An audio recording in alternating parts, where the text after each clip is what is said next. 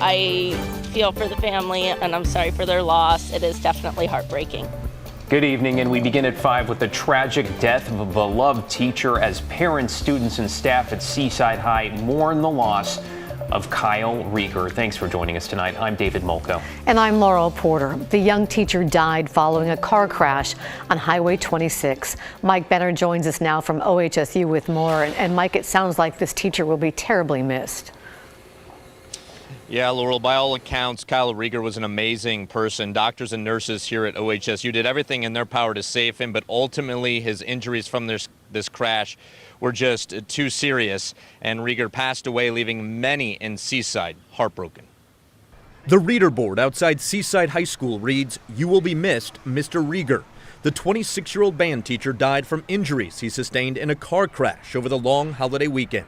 It happened around noon Saturday on Highway 26 near mile marker 10. Investigators say Rieger was driving eastbound when he was hit by a vehicle that had crossed the center line after losing control in the westbound lanes. School officials say Rieger was rushed to Seaside Providence Hospital, then OHSU in Portland, where he later died. I understand completely what these poor students are going through. Having lost a teacher when she was in high school, district parent Jennifer Palik's heart aches for both Rieger's students and his family back in the Midwest. I feel for the family, and I'm sorry for their loss. It is definitely heartbreaking. A sentiment echoed by many, including Seaside High principal Jeff Roberts. In a letter home to parents, Roberts said, although Kyle was here for a short time, he had already had a great impact on students and colleagues alike, and he had a bright future ahead of him. Meanwhile, a post on the Seaside High School Choir's Facebook page reads, "We mourn the loss of our school's beloved band teacher. He was a gifted composer and wonderful teacher. He'll be greatly missed by staff, students, and community." I did speak briefly with the superintendent of Seaside Schools, and she told me that Tuesday was all about helping students and staff through the grieving process.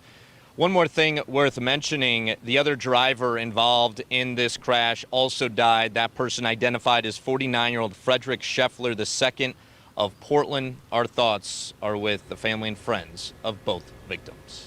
Back to you. They certainly are. Mike Benner reporting. Thank you, Mike. And new this evening, deputies in Clark County have arrested a teenager they say brought a gun to Vancouver's Skyview High School. They say the semi-automatic handgun had an empty chamber but rounds in the magazine. Now, this is a picture of the seized weapon. The teen told school officials he brought it with him today for self-defense. Authorities say the criminal investigation here is ongoing, and the teen is now in a juvenile detention center. There is understandably a heightened sense of anxiety on school campuses right now following the mass shooting a week ago today in Uvalde, Texas. And in that horrific mass shooting, the first funerals have started as families say goodbye to their loved ones.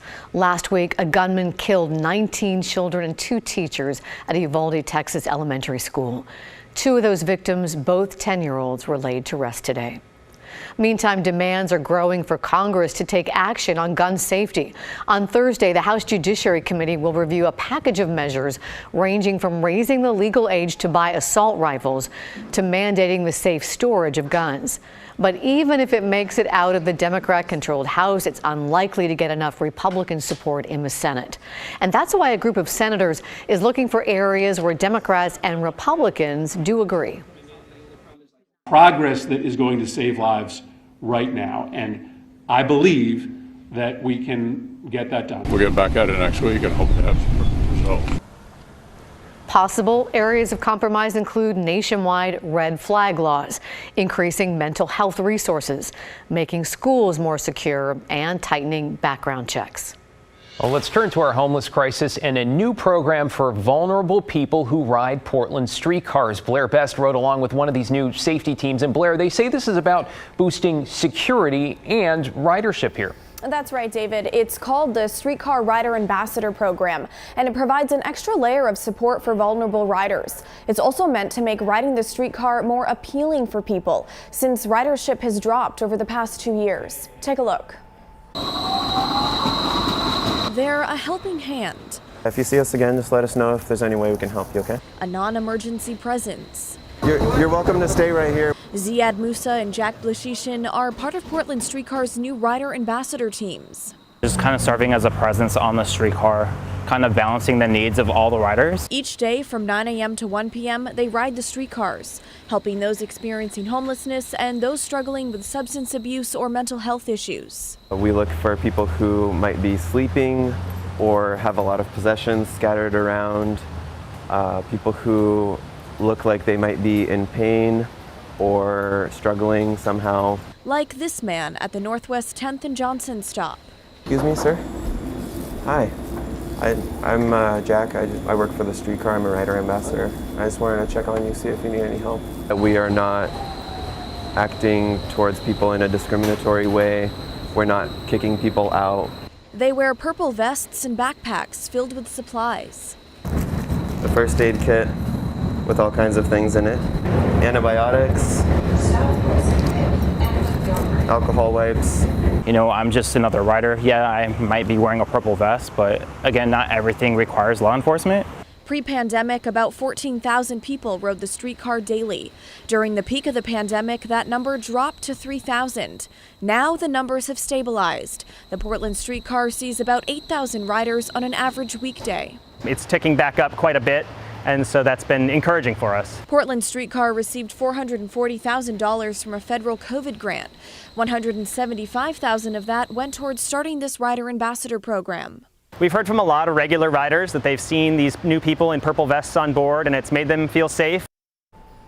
Well, Portland streetcar only has enough funding to keep the program going until the end of the year, but they're now working to secure enough money to make it permanent. David, Laurel. Thank you, Blair. We'll take you to Clackamas County now, which announced today it expects to certify its May primary on time despite that well-documented ballot problem. Now, as we've been reporting for weeks now, a printing error meant barcodes on thousands of ballots could not be read by a machine. The details all in front of you here. Staff had to duplicate each of them by hand. So county officials told us today the majority of the work is done, and they expect to have all ballots processed by the end of this week. By law, the election has to be certified by June 13th. Take a look at this gorgeous scene in Portland right now. Wouldn't you like to be right there? Sunny skies. Not only that, finally it's warm out there. Today starts what could be the warmest stretch we've seen so far this spring. And that means a lot of people are going to want to head to the water. Our Joe Ranieri joins us from Southwest Portland, where you might want to wait a little bit, right, Joe, before you jump in the river to cool off. I would say wait the next 2.5, almost 3 months if you want to make sure the water is warm enough. Now, the temperature outside, Laurel, is in the mid to the upper 70s this afternoon. Very comfortable. Where it's not very comfortable is in the Willamette River behind me. Temperature in the river right now, 57 degrees. And it's those cold water temperatures that can really shock the body. There's been a lot of kayakers out here this morning. I think we like to get out before the wind picks up. We could be looking at our first 80-degree day of the year this week, and that's going to fill the banks along the Willamette River with crowds of people. I think a lot of people have no idea about the river, about the little worlds that we have here, about how cold it is. Residents who live near Selwood Park see just how quickly people forget water safety out here. I never see life jackets. I mean, the boaters usually have them, but kids in the water, you don't see life jackets. And I think there's so much congestion on a really hot day. The Multnomah County Sheriff's River Patrol hopes people use common sense as our weather starts to warm up. Make sure you go through all your safety equipment. Make sure you have everything with you. You know, obviously the essentials come down to personal flotation devices. Sergeant Stephen Dangler also wants people to know our local rivers and lakes are very cold still. We're still running right at about 57 degrees on the Columbia and Willamette. So our waters still are considered cold water. And so that certainly is a shock to the system. Not only that, but boaters are going to be dodging more than just other boaters.